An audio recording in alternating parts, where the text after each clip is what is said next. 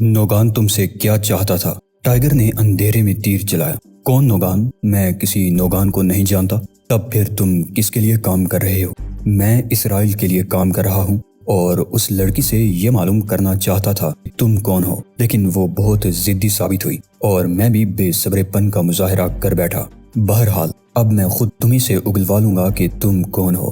سرخ بالوں والے کے چہرے پر شفاف مسکراہٹ دوڑ گئی۔ وہ ٹائیگر کی طرف بڑھا۔ چاقو کا پھل اس نے پیشہ ورانہ انداز میں بلند کیا۔ دوسرا ہاتھ اس نے ڈال کی شکل میں سامنے رکھ لیا تاکہ ٹائیگر کے حملے سے بچ سکے، لیکن شہزاد نے کوئی حملہ نہیں کیا۔ سرخ بالوں والے نے پہل کی اور چاقو ٹائیگر کی کن پٹی کی طرف آیا۔ پھر چاقو کی نوک عین وقت پر راستہ بول گئی، کیونکہ ٹائیگر کی آہنی انگلیوں نے جو چند لمحے قبل تک بہت نرم تھی، یک سخت ہو کر سرخ بالوں والے کی کلائی جکڑ لی تھی۔ حریف کی انگلیاں کھلتی چلی گئیں اور چاقو نیچے گر پڑا۔ اچانک سرخ بالوں والے کا ہاتھ مڑا اور اس کی پشت سے جا لگا۔ اسے اپنی کمر میں درد کا خوفناک احساس ہوا۔ اسٹور میں جو تاریکی پھیلی ہوئی تھی وہ اس کے ذہن میں امڑ آئی اور وہ بے ہوش ہو گیا، لیکن پھر عجیب سی آوازیں سن کر چند ہی لمحوں میں اسے ہوش بھی آ گیا۔ وہ نرم سے بستر پر لیٹا ہوا تھا۔ اسے فوراً ہی احساس ہو گیا کہ اس کا منہ کس چیز سے بھرا ہوا ہے۔ اس کا گلا گھٹنے لگا۔ اس کا حلق اس کے اپنے ہی دانتوں سے بھرا ہوا تھا جو نہ جانے کب ٹوٹ گئے تھے۔ اس نے گھبرا کر آنکھیں کھول دی۔ وہی شخص اس کے سامنے تھا جس کے بارے میں معلومات حاصل کرنے کی ذمہ داری عالمی تنظیم برائے آزادی یہودیت کے نئے سربراہ نوگان نے اسے خود سونپی تھی۔ اس نے صرف اتنا کہا تھا کہ اس شخص کے ساتھی کے بارے میں پتہ چلاؤ کہ وہ کہاں مقیم ہے۔ ٹائیگر نے وہ بھاری چاقو ایک طرف پھینک دیا جو اب تک اس کے ہاتھ میں تھا اور جس کے دستے سے وہ اس کے تمام دانت توڑ چکا تھا۔ سرخ بالوں والے نے تھوکنے کی کوشش کی۔ خون کا فوارہ منہ سے نکلا اور کئی دانت ادھر ادھر بکھر گئے۔ اس نے اٹھنے کی کوشش کی لیکن ٹائیگر کی انگلی نے اسے بے بس کر دیا۔ اس نے یہ انگلی اس کے سینے پر رکھ دی تھی۔ نوگان کیا چاہتا ہے؟ اس نے نرمی سے پوچھا۔ وہ تمہاری اور تمہارے ساتھی کی رہائش کے بارے میں معلومات حاصل کرنا چاہتا تھا۔ کیا تم نوگان سے واقف ہو؟ نہیں، مگر ہمارے سپریم کمانڈر اور وزیر اعظم نے یہ کہہ کر تعارف کرایا تھا کہ وہ اس تنظیم کے نئے سربراہ ہیں جو شاہ مدرس کو اقتدار پر واپس لائیں گے اور جو مکہ اور مدینہ دونوں کو اسرائیل میں ضم کریں گے۔ سرخ بالوں والا اس طرح بولتا رہا جیسے کوئی پوپلا بوڑھا بول رہا ہو۔ کیا تم امریکہ میں سائنسدانوں کو قتل کرنے کے منصوبے میں شامل تھے؟ نہیں۔ تم مجھے مارو گے تو نہیں؟ وہ دہشت زدہ ہو کر بولا۔ میں تمہیں مار ڈالوں گا۔ ٹائیگر نے نہایت دیانتداری سے جواب دیا۔ نہیں، تم مجھے نہیں مار سکتے۔ یہ مکتب فکر کے اختلافات ہیں۔ خیر، یہ بتاؤ کہ کیا نوگان آج کل ایوان وزارت عظمیٰ میں مقیم ہے؟ ہاں، وہ وہی ہے۔ تنظیم میں تمہاری کیا حیثیت ہے؟ میں جمہوریہ اور مراکش کے بارے میں تنظیم کے پروگراموں پر عمل کرتا ہوں۔ تم لوگ کیا چاہتے ہو؟ عظیم تر اسرائیلی مملکت کا۔ ابھی اس کی بات مکمل نہیں ہوئی تھی کہ چاقو پوری قوت سے اس کے جبڑے سے ٹکرایا اور اس کی داڑھی میں ٹوٹ کر حلق میں اٹک گئی۔ ٹائیگر نے نفرت سے اس کی طرف دیکھا اور اسے زندہ درگور کرنے کا فیصلہ کر لیا۔ سرخ بالوں والا جس میز پر لیٹا تھا وہ کپڑوں کو سکھانے کے کام آتی تھی یا پھر ان پر استری کی جاتی تھی۔ ٹائیگر نے مسکراتے ہوئے ایک بٹن دبا دیا۔ کپڑوں کو سکھانے کے لیے گرم ہوا چھوڑنے والا تختہ نیچے آ گیا اور پھر ٹائیگر نے گرم ہوا والے ڈائل کو آخر تک گھما دیا۔ سرخ بالوں والا چیخ اٹھا۔ کئی اور دانت اچھل کر باہر گر گئے۔ اب اسے دانتوں کی نہیں بلکہ اپنی زندگی کی فکر لاحق ہو گئی تھی۔ اس کا جسم تپنے لگا تھا۔ تم صبح تک اچھی طرح سوکھ جاؤ گے مردود، ٹائیگر نے غرا کر کہا۔ عظیم تر اسرائیل کے خواب دیکھنے والوں کے لیے کم سے کم یہی سزا ہے۔ سرخ بالوں والے کو دروازہ بند ہونے کی آواز سنائی دی۔ اس نے چیخنے کی کئی کوششیں کی مگر کوئی آواز نہیں نکلی کیونکہ ٹائیگر جاتے ہوئے چاقو کا دستہ اس کے منہ میں ٹھونس گیا تھا۔ مان دروازہ کھلا اور نرم قدموں کی آہٹ سنائی دینے لگی۔ وہ دعا مانگنے لگا کہ اس کا دم جلد از جلد نکل جائے، لیکن اچانک کسی نے بڑی نرمی سے چاقو کا دستہ کھینچ لیا۔ کسی نے ڈائل کو اس کی جگہ واپس کیا اور گرم ہوا نکلنا اچانک ہی بند ہو گئی۔ تب اس نے وہ آواز سنی جو اسے ایوان وزارت کے سب سے خفیہ کمرے میں سنائی دی تھی۔ اس نے پہلے کبھی اس آواز کے مالک کو نہیں دیکھا تھا۔ تمہارے ساتھ کیا ہوا یہود ابلم؟ یہود ابلم نے جواباً سب کچھ بتا دیا۔ اسے یقین تھا کہ یہ جاپانی یا کوریائی یہودیوں کا نجات دہندہ ہے اور اسے بچانے کے لیے بر وقت وہاں پہنچ گیا ہے۔ اس نے یہ بھی بتا دیا کہ اسے یہاں لانے والے شخص نے اس سے کیا پوچھا تھا اور یہ کہ وہ وہی شخص تھا جس کی نگرانی کا فرض اسے سونپا گیا تھا۔ ٹھیک ہے، نوگان نے کہا۔ وہ اس وقت بھی تاریکی میں لپٹا ہوا تھا۔ سرخ بالوں والے نے ایک طویل سانس لے کر اٹھنے کی کوشش کی، مگر اسی لمحے چاقو کا پھل اس کے دل میں بہت گہرا اتر گیا۔ اوشان اور ٹائیگر حبیب کے گھر پہنچے تو وہاں عجیب سا سناٹا طاری تھا۔ انہیں فرش پر ایک پتھر کے نیچے ایک پرچہ پڑا ہوا ملا۔ یہ رکا انہی کے نام تھا۔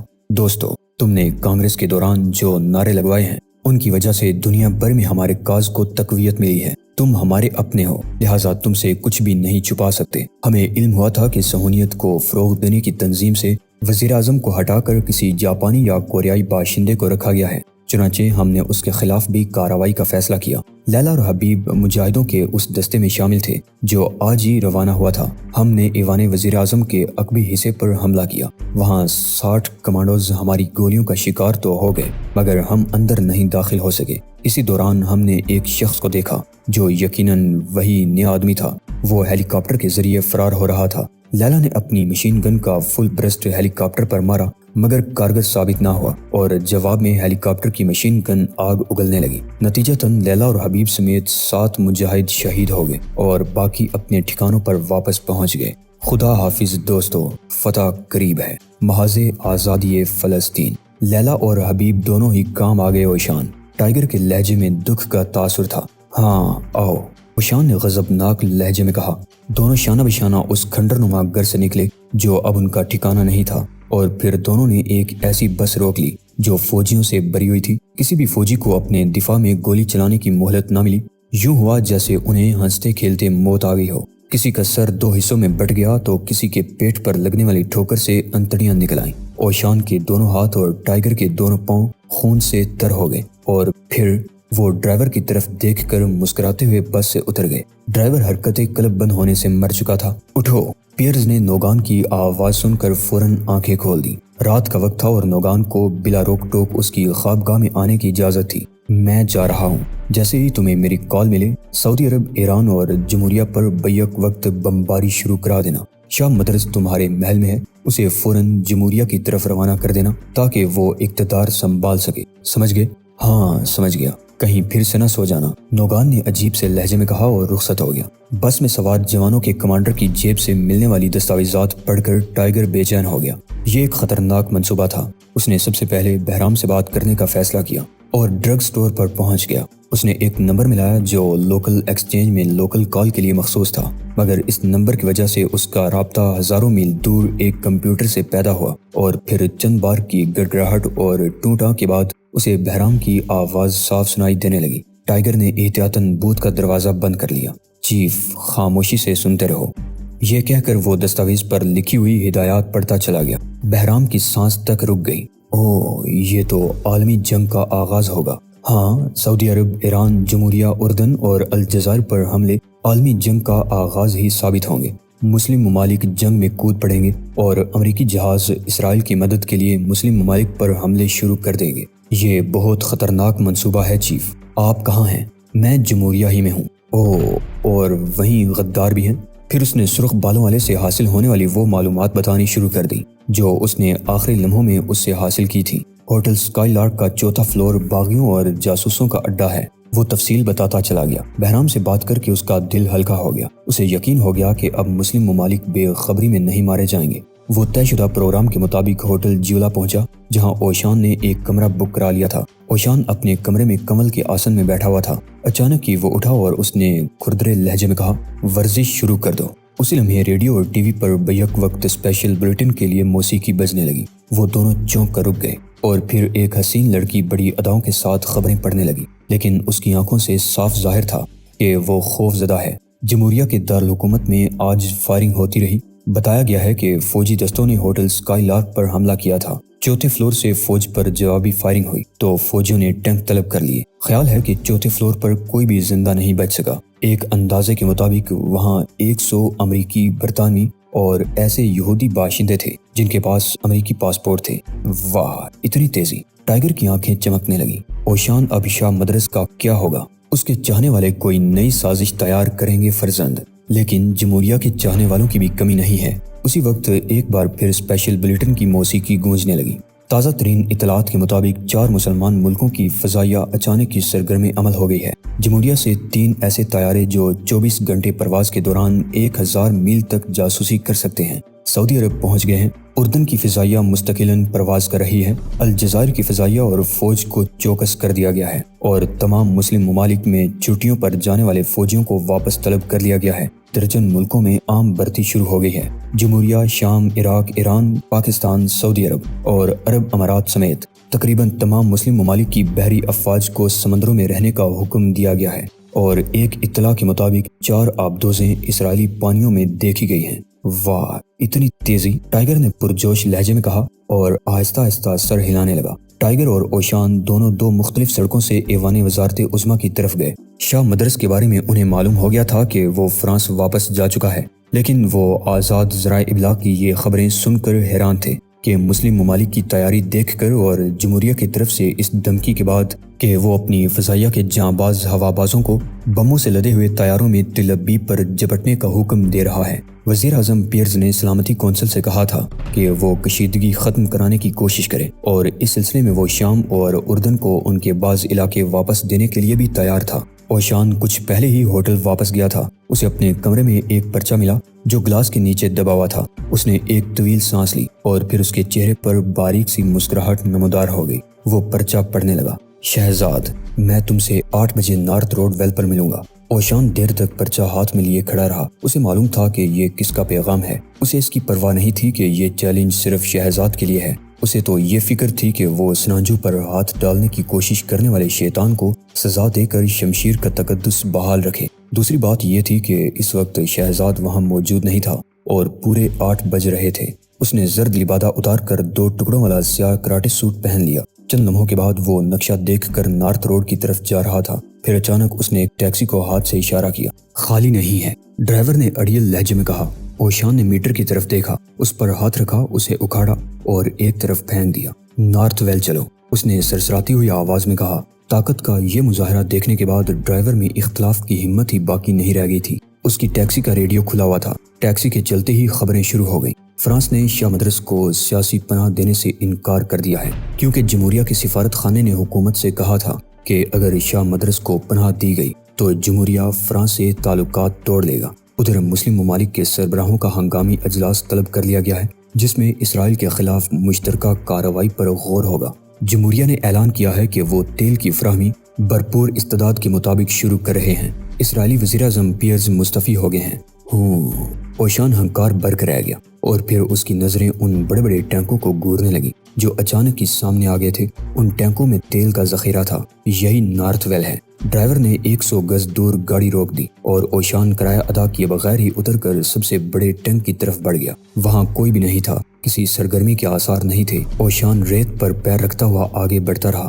اس وقت اس کا دل غم و غصے سے بھرا ہوا تھا۔ اسے اس بات کا دکھ تھا کہ اس کے بھتیجے نے سناجو کی روایات کو توڑ کر دنیا کے ظالموں سے اتحاد کر لیا ہے، اور مزید غصہ اس بات پر تھا کہ وہ نوگان کو اپنے ہاتھوں سے ہلاک نہیں کر سکتا تھا۔ برسوں سے سینہ بسینہ چلی آنے والی روایات کے مطابق شمشیر سناجو کا مالک اپنے ہاتھوں سے گاؤں کے کسی بھی باشندے کو قتل نہیں کر سکتا تھا، اور یہ بات نوگان کو بھی معلوم تھی۔ غالباً وہ اس بات کا ناجائز فائدہ اٹھا رہا تھا۔ اوشان ایک ایسے آئل ٹینک کے پاس رک گیا جس پر سرخ اور سفید پٹیاں بنی ہوئی تھیں، اور پھر اچانک ہی چاروں طرف گپ اندھیرا چھا گیا۔ شاید چاند بھی چھپ گیا تھا۔ اس نے سماعت پر زور دیا، مگر اسے ریگستانی کیڑوں کی آواز کے سوا کچھ بھی سنائی نہیں دیا۔ پھر وہ ان عظیم ٹاوروں کی طرف بڑھنے لگا جو ریت میں استادہ تھے۔ اچانک محاصرے کا احساس ہوتے ہی اسے رکنا پڑا۔ اس کے 3 طرف آئل ٹینک تھے اور پشت پر آئل ٹاور تھا۔ اس نے دونوں ہاتھ سینے پر باندھ لیے اور پھر اس کی آواز ریگستان میں گونجنے لگی۔ میں ہوں شمشیر سناجو کا مالک۔ کون ہے جو مجھے چیلنج کر رہا ہے؟ کہاں ہے وہ ابلیس جس نے دنیا کے سفاک لوگوں سے اتحاد کر لیا ہے؟ کیا وہ ریت میں چھپ گیا ہے؟ اور کیا وہ کسی چھپکلی کی موت مرنا چاہتا ہے؟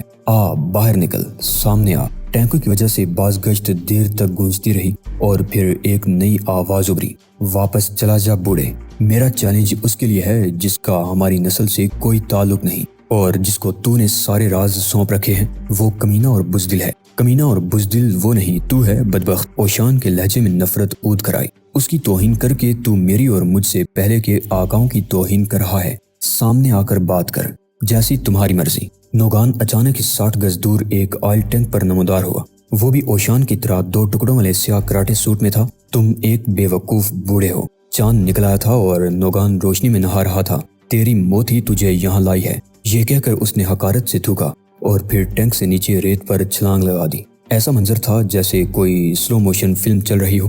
وہ ٹینک کے قریب ہی کود کر کھڑا ہو گیا۔ تم بہت بوڑھے ہو چکے ہو اوشان، اب وقت آ گیا ہے کہ کوئی دوسرا تمہاری جگہ لے لے۔ اوشان اپنی جگہ ساکت کھڑا رہا، اور جب تم اس دنیا سے رخصت ہو جاؤ گے تو میں تمہارے شاگرد سے بھی نمٹ لوں گا۔ یہ کہہ کر وہ آگے بڑھا۔ اوشان اب بھی خاموش رہا۔ یہاں گدھ بھی تمہاری بے گوشت ہڈیوں کو منہ نہیں لگائیں گے، نوگان نے ہنس کر کہا۔ دونوں کے درمیان فاصلہ 10 گز رہ گیا تو اوشان نے ایک ہاتھ بلند کیا۔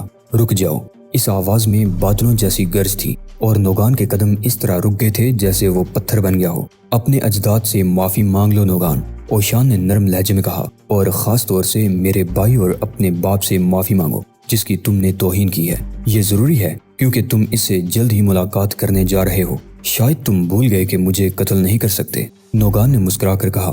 ہاں، اور تم کسی عورت کی طرح روایتوں کے پردے میں چھپ رہے ہو۔ میں بھی روایتی آدمی ہوں، کسی روایت کو نہیں توڑ سکتا۔ میں تمہیں ہلاک نہیں کروں گا۔ اوشان کی آنکھیں نیم وا رہ گئیں۔ نہیں، میں تمہیں قتل نہیں کروں گا بلکہ تمہیں یہی چھوڑ جاؤں گا، اس حالت میں کہ تمہاری ہر ہڈی ٹوٹی ہوئی ہوگی اور پھر سورج کی تپش باقی کام کر ڈالے گی۔ نوگان کے ہونٹوں پر اب بھی مسکراہٹ تھی۔ شاید اسے اوشان کی بات پر یقین نہیں آیا تھا۔ شہزاد نے کمرے میں آتے ہی وہ پرچہ پڑا تو آندھی اور طوفان کی طرح باہر دوڑا۔ وہی ٹیکسی کھڑی تھی جو اوشان کو چھوڑ کر آئی تھی۔ ڈرائیور نے ایک اور وسیلے آدمی سے الجھنا مناسب نہیں سمجھا اور اس نے ٹائیگر کی بات سنے بغیر گاڑی نارتھ روڈ ویل کے راستے پر ڈال دی۔ کیا کوئی اور بھی اس طرف گیا ہے؟ شہزاد نے باری لہجے میں پوچھا۔ جی ہاں، ایک بوڑھا جس نے میرا میٹر اکھاڑ پھینکا تھا۔ شہزاد پہلو بدل کر رہ گیا۔ وہ ٹینکوں کے قریب اترا تو ٹیکسی والا فوراً ہی واپس چلا گیا۔ ٹائیگر نے دیکھا کہ ایک شخص ٹینک کے آنکڑے میں لٹکا ہوا ہے۔ چاندنی کے باعث وہ اسے فوراً پہچان گیا۔ یہ نوگان تھا۔ اس کی حالت غیر تھی، بظاہر اس کے جسم پر ہر ہڈی ٹوٹی ہوئی تھی۔ اس نے اوشان کو ٹینک سے اترتے ہوئے دیکھا اور پھر سر جھکا کر کھڑا ہو گیا۔ دبلا پتلا منحنی سا بوڑھا تیز قدم اٹھاتا ہوا اس کے قریب آ پہنچا۔ تم نے اسے قتل نہیں کیا، ضابطے پر عمل کرنا میری مجبوری تھی، وہ صرف زخمی ہے۔ شہزاد جانتا تھا کہ نوگان کتنا زخمی ہے۔ صبح ہونے تک اس کی موت یقینی تھی کیونکہ وہ ابھی سے نیم مردہ لگ رہا تھا۔ آپ تو ٹھیک ہے نا؟ ٹائیگر نے بھاری آواز میں پوچھا۔ ہاں، اوشان نے پلٹ کر نوگان کی طرف دیکھا جو 60 فٹ بلند ٹینکر پر لٹکا ہوا تھا۔ ہاں، میں ٹھیک ہوں، مجھے اچھی طرح نیند آتی ہے، اوشان نے آہستہ سے کہا۔ ٹائیگر نے ایک طویل سانس لی۔ نوگان کے انجام پر اسے افسوس ہو رہا تھا کیونکہ یہ انجام خود اس کے ہاتھوں عمل میں نہیں آیا تھا، تاہم اب وہ مطمئن تھا کہ اس فطرے کا خاتمہ ہو گیا جو اوشان کے لیے سوہانی روح بن گیا تھا اور جس نے اس کے لیے آئے دن نئے نئے خطرات جنم دینے شروع کر دیے تھے۔ وہ اپنے ہوٹل پہنچ گئے۔ اوشان نے آتے ہی ایک عدد بطخ کا آرڈر دے دیا کیونکہ اسے شاید بھوک لگ رہی تھی۔ ٹائیگر دل ہی دل میں غور کرنے لگا کہ اب تک وہ کتنی بطخیں کھا چکا ہے۔ ابھی وہ ان بطخوں کو شمار بھی نہیں کر پایا تھا کہ اچانک فون کی گھنٹی بجنے لگی۔ اس نے پہلے اوشان اور پھر فون کی طرف دیکھا۔ بہرام ہوگا، جاؤ فرزند، اسے خوشخبری سنا دو، اوشان نے کہا۔ ٹائیگر کاہلی سے اٹھا اور فون کی طرف بڑھ گیا۔ شہزاد، اس نے ماؤتھ پیس میں کہا۔ سنو بوڑھے کے ناکارہ شاگرد، دوسری طرف سے کسی بھیڑیے جیسی غراہٹ سنائی دی۔